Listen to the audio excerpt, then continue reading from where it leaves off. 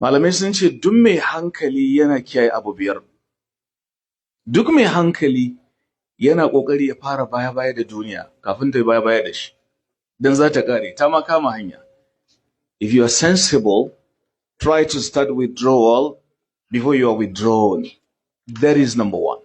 Na biyu, duk mai hankali kan yi ƙoƙari ya gyara kabari kafin ya shiga. Believe you me. Wallahi ga yanda ake binne mutane, you cry. You just cry. This is the place so narrow, darkened in a darkness, consumed by the warmth. What else? Takamaka na me?